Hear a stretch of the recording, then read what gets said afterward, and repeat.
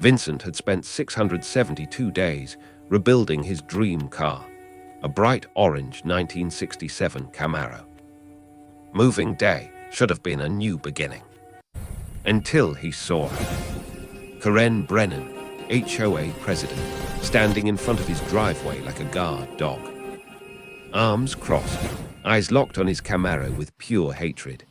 This is a lot to take in. That orange car, she snapped. This orange car Not is allowed not in my allowed. neighborhood. Park it in the garage. Door closed, always. Vincent stared at her, stunned. He survived a brutal divorce, rebuilt his life from nothing. And now this woman thought she could control him. What Vincent didn't know yet was that this wasn't about a car.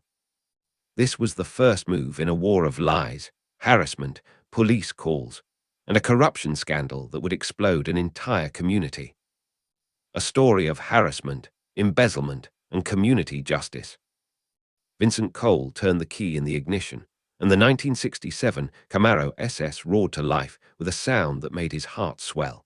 672 days of work, 18 months of stripped knuckles, late nights in a cold garage, hunting down original parts, learning upholstery, rebuilding the engine 3 times until it purred like a predator. This car wasn't just metal and chrome. It was survival. It was proof that broken things could be made whole again. The divorce had taken almost everything else. The house, half his retirement, his confidence. But Jennifer hadn't wanted the Camaro. She called it his midlife crisis project, sneered at the grease under his fingernails, complained about the money spent on parts. When the papers were signed and she took her half of everything, Vincent had stood in his empty garage with nothing but his tools and this bright, orange 1967 masterpiece. It was enough.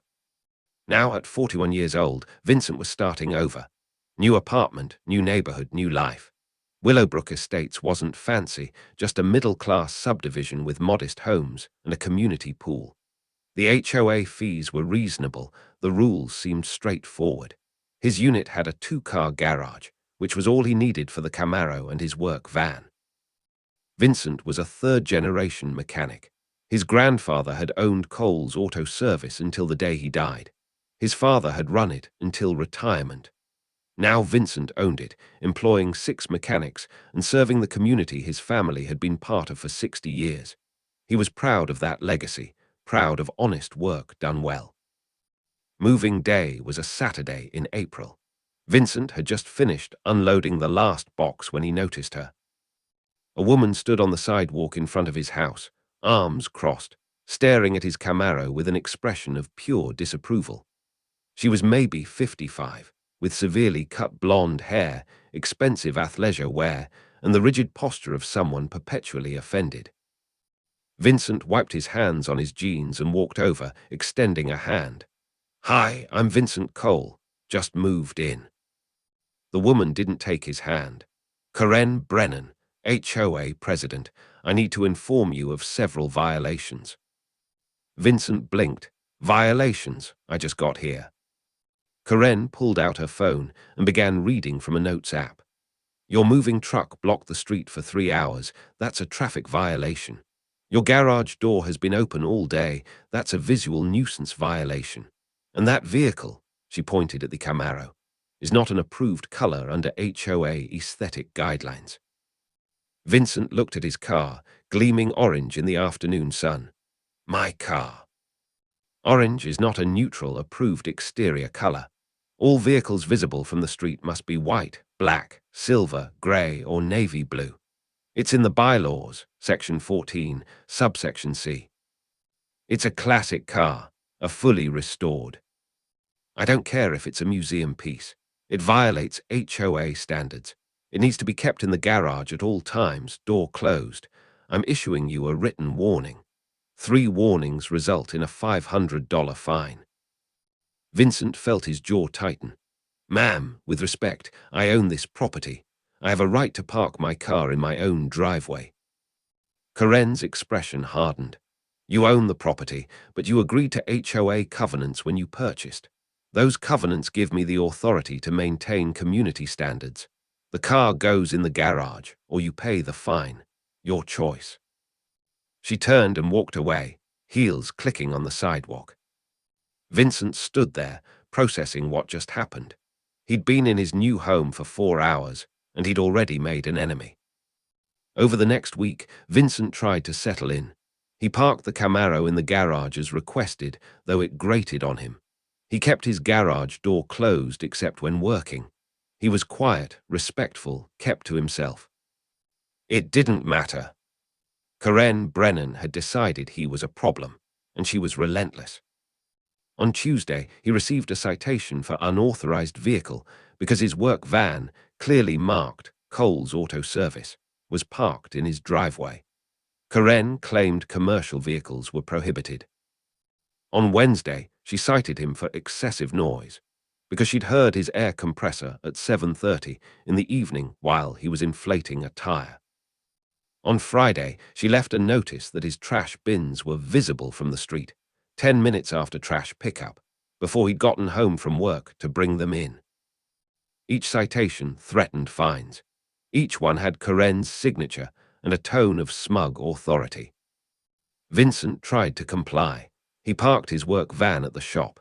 He stopped using power tools after 6 p.m. He brought his trash bins in during his lunch break. Nothing was ever enough. Then came the evening that changed everything.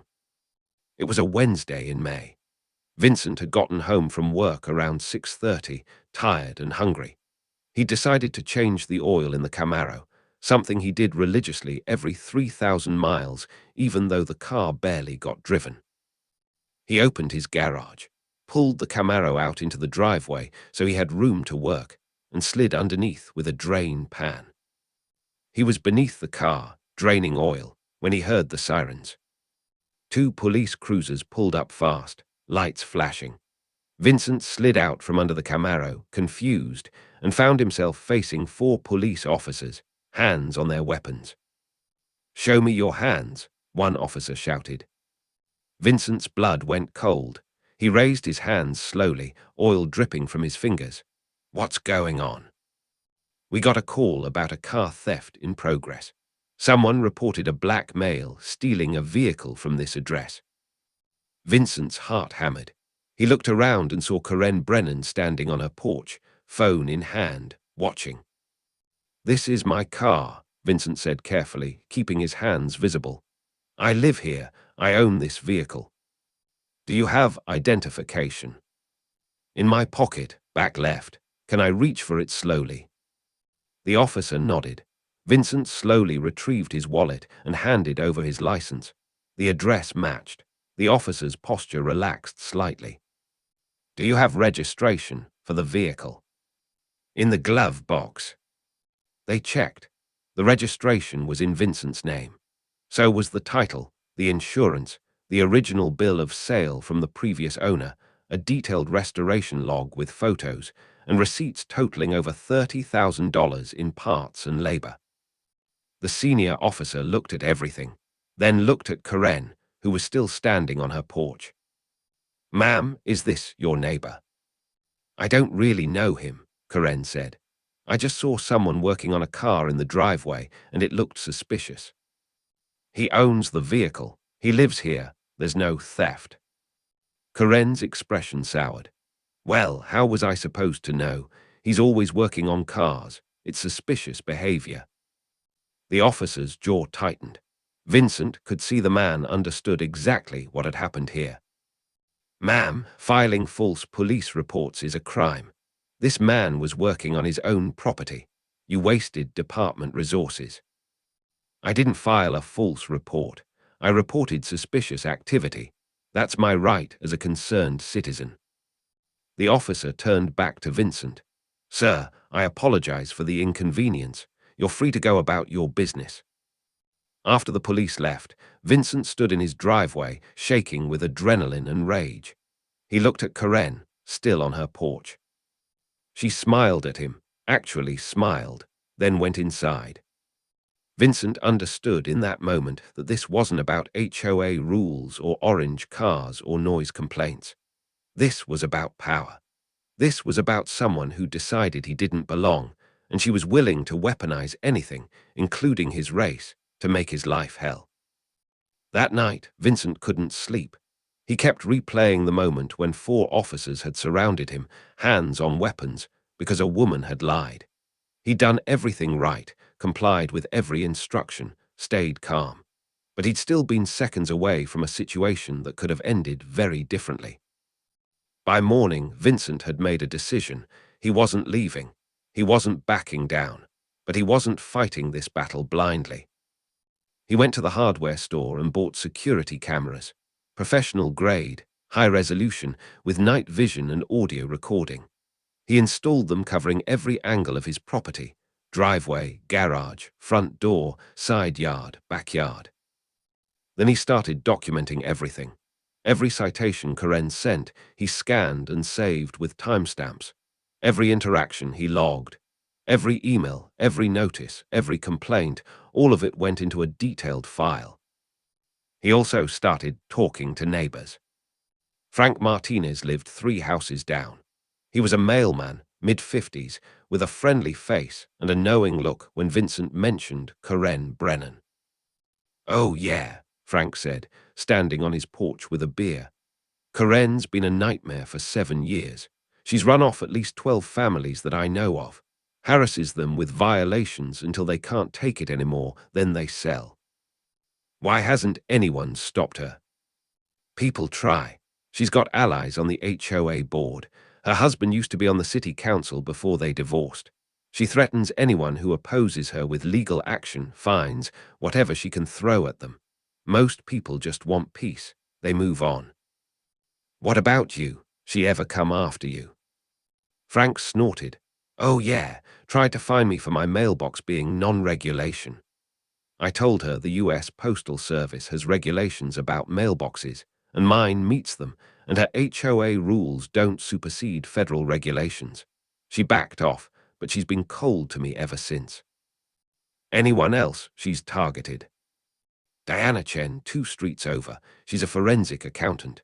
Karen tried to cite her for some landscaping thing, and Diana requested to see the HOA financial records. Karen lost her mind, called her a troublemaker. There's also James Patterson. He's a lawyer, lives on Maple. Miguel Santos, contractor, lives on Oak. Rachel Morrison, teacher, lives next to the park. They've all had run-ins with Karen." Vincent felt something shift. He wasn't alone. Over the next week, Vincent quietly reached out to each person Frank had mentioned. What he found was a network of fed-up residents who'd been waiting for someone to organize resistance. Diana Chen was 42, sharp-eyed, with the precision of someone trained to find discrepancies in financial data. "I've suspected for years that something's wrong with the HOA finances," she said, sitting in Vincent's living room with 4 others. "Karen refuses to provide detailed accounting. The annual reports are vague, and we're paying significant dues for very little visible maintenance." James Patterson, a civil litigation attorney, nodded. "She's violated multiple provisions of the state HOA transparency law. Homeowners have a right to inspect financial records. She's legally required to provide them within 30 days of a written request." "I made a written request," Diana said. She ignored it. Miguel Santos, a contractor who'd built half the custom patios in the neighborhood, leaned forward. "I've noticed something else. Karen keeps citing people for property violations, then I see the same houses for sale within 6 months. I looked into it. Karen has a real estate license. She's been getting commissions on a lot of those sales." Rachel Morrison, a high school teacher with 20 years' experience and a no-nonsense attitude, added, "I started keeping track 3 years ago. 17 families in Willowbrook have moved out after sustained harassment from Karen. 17 families in 3 years in a neighborhood of 85 homes. That's a 20% turnover rate. That's not normal." Vincent looked around at these people, professionals, homeowners, good people who'd been bullied and intimidated by one woman's petty tyranny. "So what do we do?" Vincent asked. Diana smiled coldly. "We audit her, properly, and we find out what she's hiding." The plan came together over the next 2 weeks. Diana submitted another formal written request for HOA financial records. this time via certified mail with James's law office as the return address. The request cited specific state statutes and included a notice that failure to comply within 30 days would result in legal action. Meanwhile, Vincent's cameras captured everything happening at his property, and what they captured was damning. On a Tuesday night at 11:30 p.m., the cameras caught Karen Brennan sneaking into Vincent's yard and scattering nails along his driveway. Vincent watched the footage the next morning, incredulous. She was literally sabotaging his property. On Thursday, the cameras caught her peering into his garage windows, taking photos with her phone. On Saturday, she was back, this time trying his garage door to see if it was unlocked. Vincent saved every clip, backed them up to cloud storage, and shared them with the group.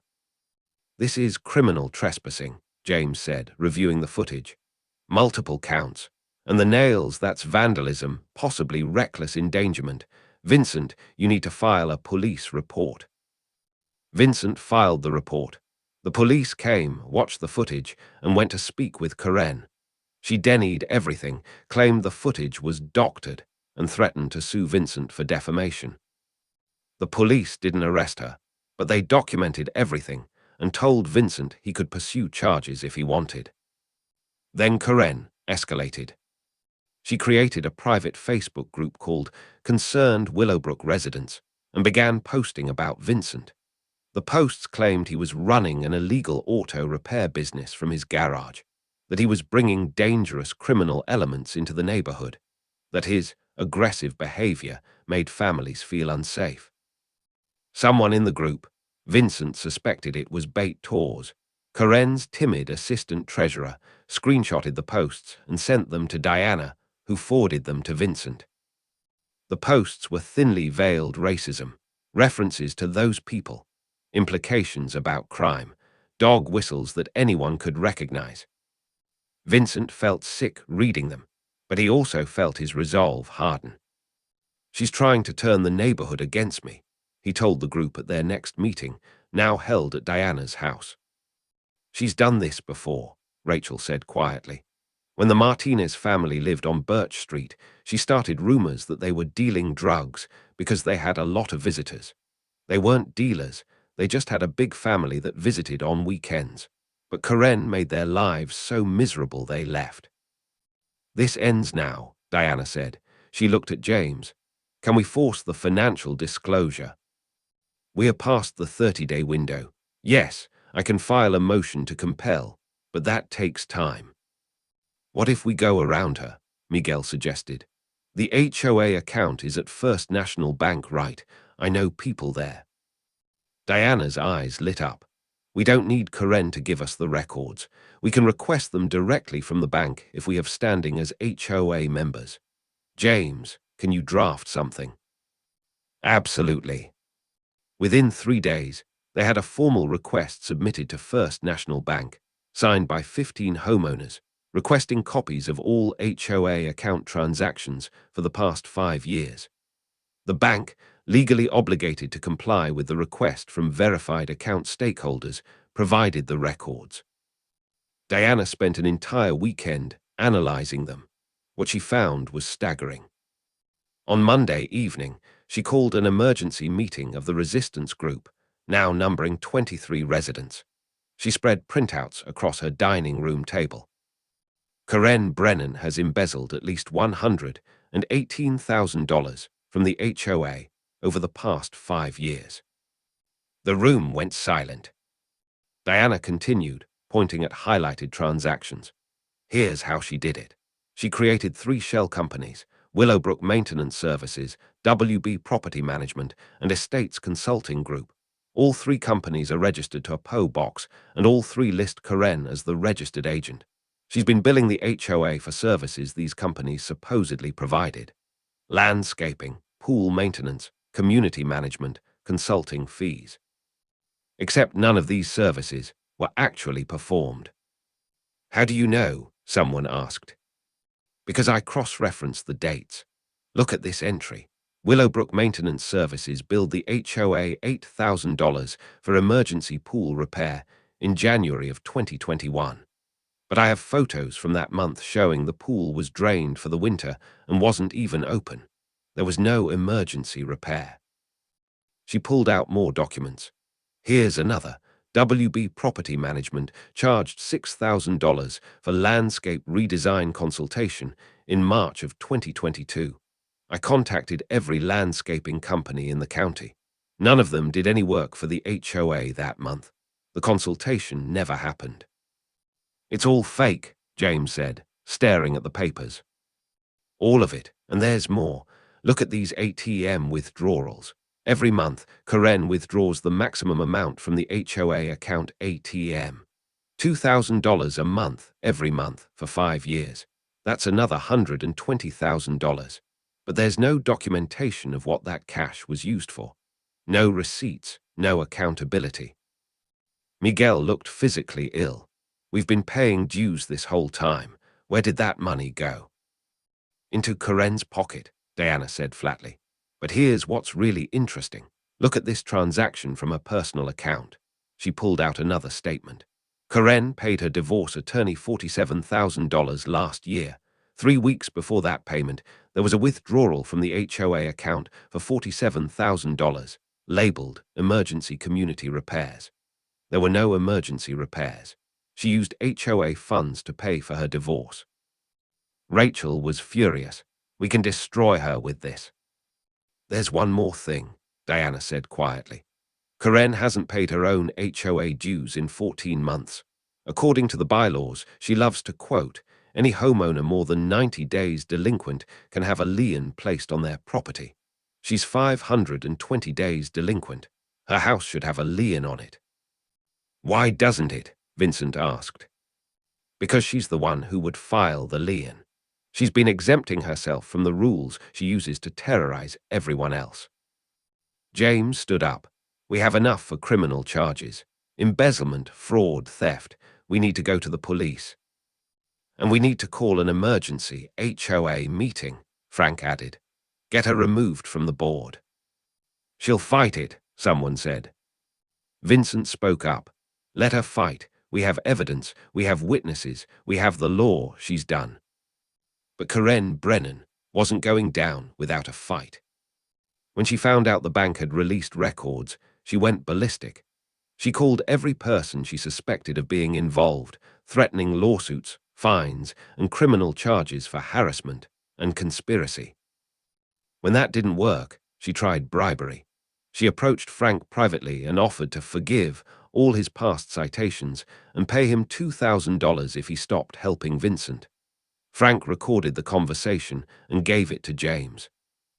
When bribery failed, Karen tried intimidation. She filed more police reports claiming Vincent was stalking her. The police, now familiar with the situation, documented the reports but took no action. Then Karen made her biggest mistake. Late on a Wednesday night, Karen broke into the HOA office, a small room in the community center, and began shredding documents. Financial records, meeting minutes, correspondence, anything that might incriminate her. She didn't know that Miguel, suspicious of exactly this move, had installed a security camera in the office 3 days earlier. The camera captured everything. Karen, clearly recognizable, breaking in with a key, rifling through filing cabinets, feeding documents into an industrial shredder for 90 minutes. Miguel called the police at 11:15 p.m. They arrived at 11:30 and found Karen still in the office, surrounded by bags of shredded paper. She was arrested on the spot. The charges: breaking and entering, destruction of evidence, tampering with records, and obstruction of justice. As the police led her out in handcuffs, Karen screamed at the gathered neighbors. This is a witch hunt. You people are persecuting me. I've given 7 years to this community. Vincent Cole is behind this. He's a criminal.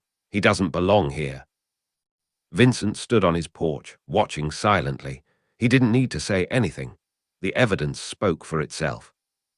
With Karen arrested, the remaining HOA board members, her 2 allies, immediately resigned rather than face scrutiny. The bylaws required an emergency meeting to elect new leadership. That meeting was held the following Saturday in the community center. 73 of the 85 households sent representatives. The mood was angry, betrayed, and demanding answers. Diana presented the financial findings to the entire community.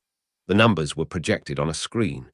$118,000 in fraudulent billings, $120,000 in undocumented cash withdrawals, total estimated theft, over $238,000.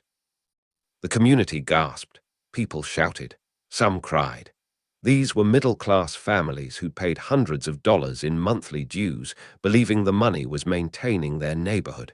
Instead, it had funded one woman's greed. A full forensic audit was ordered. Diana volunteered to conduct it, with oversight from an independent accounting firm. The vote to remove Karen from the HOA board was unanimous, 73-0. The vote to file criminal charges was also unanimous.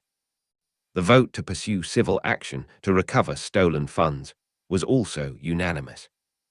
Frank Martinez, Diana Chen, and James Patterson were elected as the new HOA board. Their first act was to suspend all pending citations and fines while they reviewed every case for legitimacy. Their second act was to turn over all evidence to the district attorney's office. By Monday, the local news had picked up the story. HOA president arrested for embezzlement, evidence tampering. The coverage was extensive. Interviews with residents, footage of Karen's arrest, details of the fraud. By Wednesday, the story had gone regional. Homeowners Association scandal exposes theft of $238,000. By Friday, it was national. HOA president's reign of terror ends in arrest. How one man's classic car exposed corruption. The media loved the narrative. Vincent, a mechanic with his restored Camaro, facing down a corrupt HOA president who targeted him with racist harassment. The cameras caught everything. The evidence was irrefutable. Karen's mugshot became a symbol of entitled tyranny finally held accountable. Vincent gave one interview to a local news station. He was calm, measured, and clear. I didn't do this for revenge. I did this because what Karen Brennan was doing was wrong, and somebody needed to stand up to it. But I didn't do it alone. This community came together. We followed the law, we gathered evidence, and we demanded accountability. That's how the system is supposed to work. The reporter asked if he'd been afraid. Every single day, Vincent said honestly. When she called the police and lied about me stealing my own car, I was terrified. That situation could have ended very differently. But I also knew that if I didn't stand up, she'd keep doing this to other people. Sometimes you have to be brave even when you're scared. The interview went viral. Karen Brennan's real estate license was immediately suspended pending investigation. The state real estate board found that she had violated ethics rules by leveraging her HOA position to generate property sales for personal profit. Her license was permanently revoked. Her employer, a local real estate agency, terminated her immediately to avoid association with the scandal. Her home, already behind on property taxes and HOA dues she'd refused to pay herself, went into foreclosure. The bank seized it within 90 days. Karen hired 3 different attorneys, but the evidence against her was overwhelming. The bank records, the fraudulent invoices, the shell companies, the shredded documents, the video footage of her trespassing and planting nails on Vincent's property, the recorded conversations attempting to bribe Frank, all of it was damning. The district attorney offered a plea deal. Plead guilty to embezzlement, fraud, and evidence tampering, serve 3 years, pay full restitution. Karen refused. She wanted a trial. She was certain she could convince a jury that she'd been organizing community funds efficiently, and that Vincent and the others were persecuting her. The trial lasted 8 days. The prosecution presented bank records, testimony from forensic accountants, and statements from 17 families who'd been harassed. Bait tours, Karen's former assistant testified that Karen had pressured her to falsify financial reports and had openly discussed getting rid of problem homeowners to improve the neighborhood character.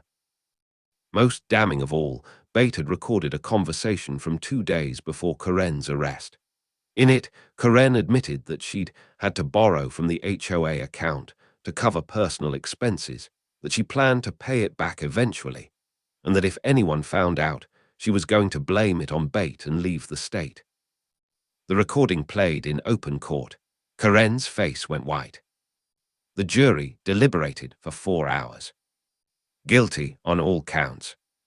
Sentencing was scheduled for 6 weeks later. The courtroom was packed. Residents from Willowbrook filled every seat.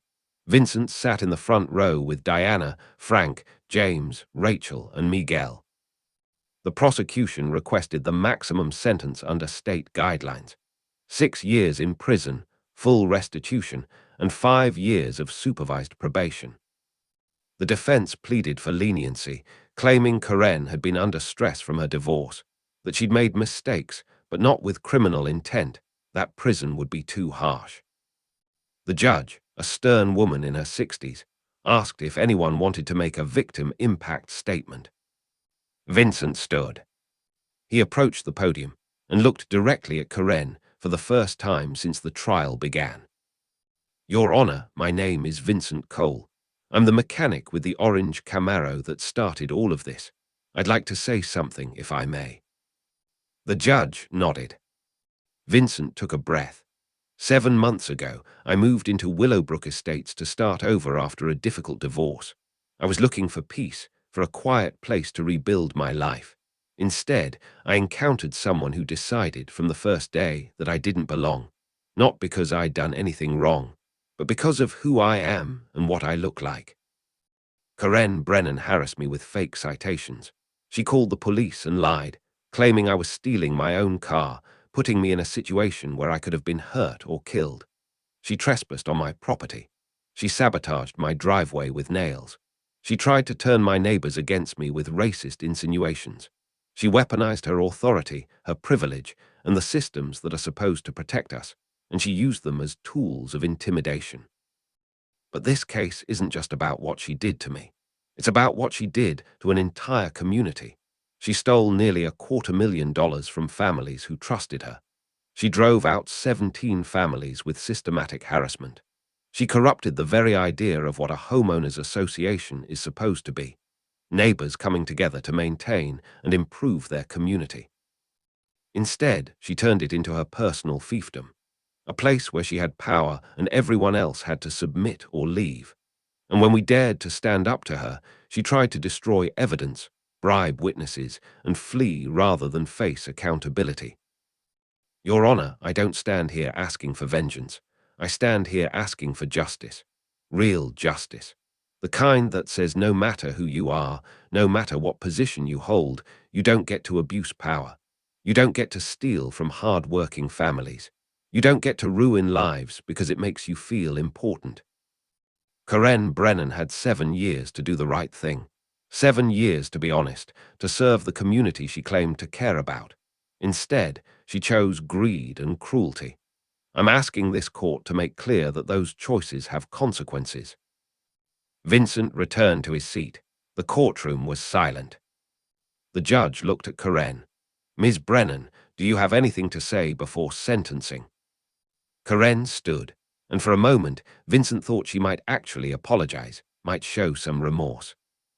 Instead, she said, "This whole trial has been a travesty. I dedicated years to that community, and this is how they repay me. I made some accounting errors, yes, but I didn't deserve to be treated like a criminal. Vincent Cole came into our neighborhood and stirred up trouble from day one. He turned people against me. Enough, the judge said coldly. "Ms. Brennan, I've presided over many cases in my career. Rarely have I seen such a complete absence of remorse or accountability. You embezzled nearly $250,000. You harassed residents, filed false police reports, destroyed evidence, and when caught, you blamed everyone but yourself. The evidence in this case shows a pattern of behavior that is not only criminal, but cruel. You targeted vulnerable people, weaponized your authority, and corrupted an institution meant to serve the community. Your testimony showed no recognition of the harm you caused, no genuine contrition, and no indication that you understand the seriousness of your actions. Therefore, the court sentences you to the maximum term, 6 years in state prison, with credit for time served. You are ordered to pay full restitution of $238,412 to the Willowbrook Estates Homeowners Association. Upon release, you will serve 5 years of supervised probation. During that time, you are prohibited from serving on any homeowners association board or holding any position of fiduciary responsibility. Additionally, I'm recommending that the State Attorney General investigate potential civil rights violations regarding your harassment of residents. What you did to Mr. Cole and others may constitute additional federal offenses. Bailiff, please remand the defendant into custody. Karen's face crumpled. Her attorney tried to speak, but the judge was done. Karen was led out of the courtroom in handcuffs, crying, still protesting that it wasn't fair. The courtroom erupted in applause. The judge allowed it for a moment before gaveling for order. Outside the courthouse, Vincent was surrounded by neighbors, reporters, and supporters. The local news wanted a statement. National outlets wanted interviews. Vincent kept it simple. Justice was served today, not just for me, but for everyone Karen Brennan harmed. This should send a message that HOA boards aren't kingdoms, they're service positions, and people in those positions are accountable to the law and to the communities they serve. A reporter asked, "What's next for you?" Vincent smiled. "I'm going home. I'm going to park my Camaro in my driveway, work in my garage, and enjoy living in a neighborhood that's finally free to be a real community." The transformation of Willowbrook Estates over the following months was remarkable. The new HOA board, Frank, Diana, and James, immediately implemented transparency measures. All financial records were posted online monthly. Board meetings were open to all residents. Decisions required majority votes, not unilateral declarations. The bogus citations Karen had issued were reviewed. 93% were deemed illegitimate and voided. Fines that had been paid were refunded. The community established new rules. Citations required photo evidence and homeowner notification with a reasonable correction period. Disputes went to a 3-person arbitration panel, not the board president alone. And most importantly, HOA dues were reduced by 40% once the embezzled funds were recovered and responsible budgeting was implemented. The Facebook group Karen had created to attack Vincent was transformed into a real community hub. Neighbors shared recommendations, organized events, and helped each other. The toxic culture Karen had fostered evaporated. The community garden, which had been neglected under Karen's watch, was restored by volunteers. Miguel donated materials and labor to build new raised beds. Rachel organized a garden club that included elderly residents and children learning to plant vegetables. Vincent's garage, once a source of violations, became a gathering spot. On Saturday mornings, neighbors would stop by to see whatever project he was working on. He taught basic car maintenance to teenagers. He helped diagnose problems for neighbors who couldn't afford mechanic fees. The orange Camaro, which had been the catalyst for everything, became famous. Classic car clubs featured it in shows.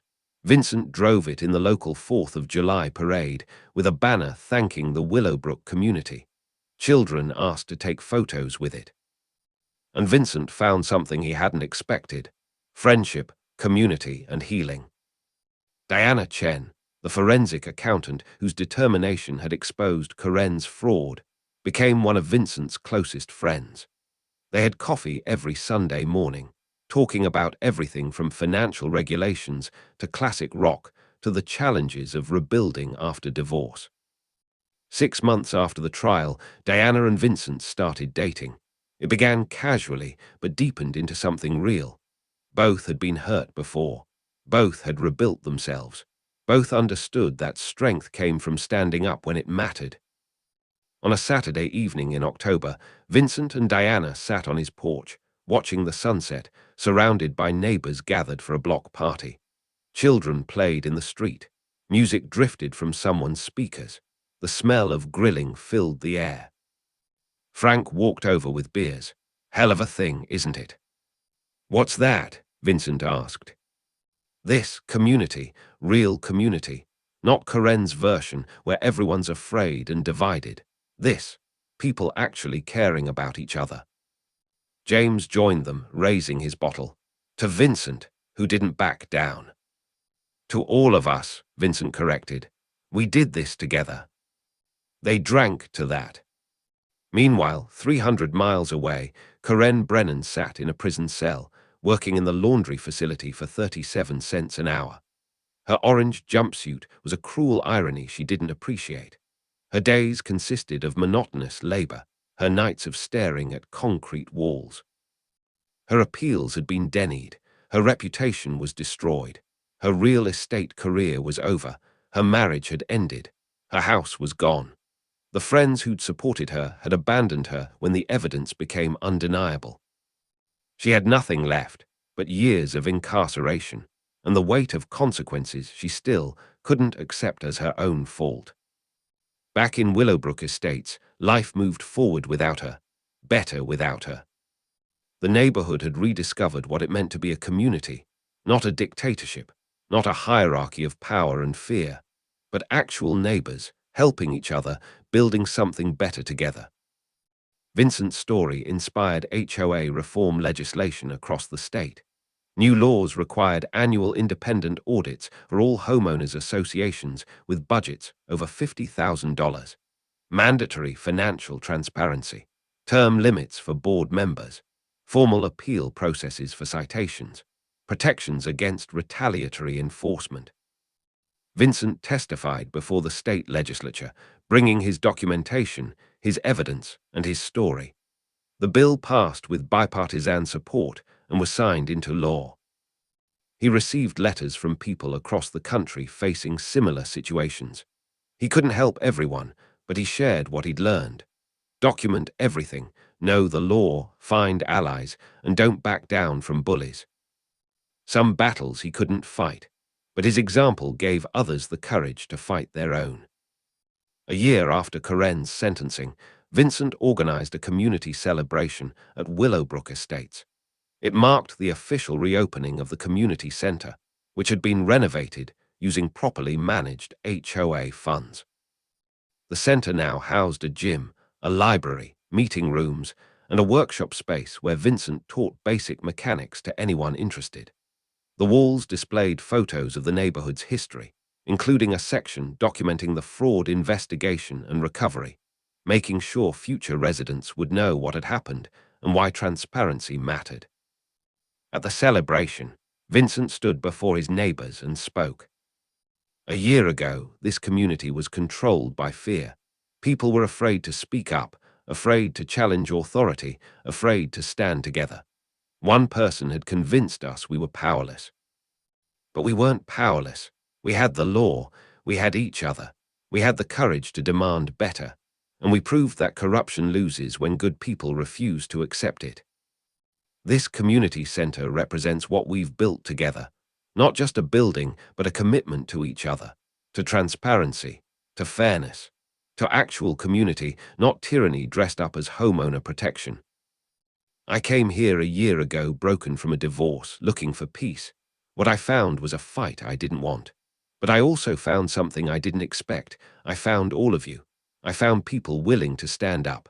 I found real friendship. I found home. So thank you for believing in evidence over intimidation, for choosing justice over convenience, for being the kind of neighbors everyone deserves. This center is yours. This community is yours. Let's make sure it always reflects the best of who we are. The applause was thunderous. Diana stood beside him, squeezing his hand. Around them, 70-plus households gathered, united in a way Karen had never allowed them to be. The orange Camaro sat in Vincent's driveway, gleaming in the late afternoon sun, no longer a violation, but a symbol. A reminder that beauty shouldn't be hidden to satisfy small-minded rules. That classic things deserve celebration. That sometimes the thing that makes you different is exactly the thing that makes you strong. Karen Brennan had tried to destroy Vincent Cole because of that car, because of who he was, because his very presence challenged her authority. Instead, she'd awakened a community that had been sleeping through years of abuse. She tried to weaponize the system against him. Instead, he'd used that same system, properly invoked with evidence and law, to hold her accountable. She tried to make him leave. Instead, she was the one who lost everything. Justice wasn't always swift. It wasn't always certain. But when good people stood together, refused to be intimidated, documented everything, and demanded accountability, justice was possible. Willowbrook Estates had learned that lesson the hard way, but they had learned it completely. And Vincent Cole, the third-generation mechanic with the orange Camaro and the quiet determination to do things right, had taught them that one person standing up could light a fire that burned away corruption and illuminated truth. The block party continued into the evening. Music, laughter, children playing, neighbors sharing food and stories. This was what community was supposed to be. Vincent sat with Diana, Frank, James, Rachel, Miguel, and a dozen others, watching it all, feeling something he hadn't felt in years: belonging.